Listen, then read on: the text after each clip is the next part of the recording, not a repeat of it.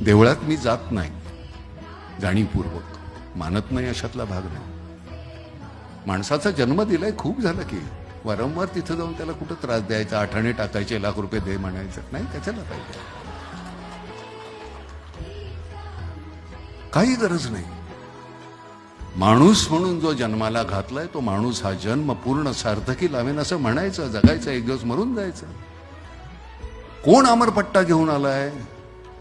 काही राजकारणी मंडळी आमची अशी आहेत की त्यांना असं वाटतं की ते मरणारच नाही आहेत, इतका संचय चाललेला आहे. मृत्यू नावाची गोष्ट आहे बाबा, तुम्ही साठवलेलं कुठे जाणार आहे सत्य शेवटी. एवढंच लागतंय, तेवढंच पुरेसं आहे.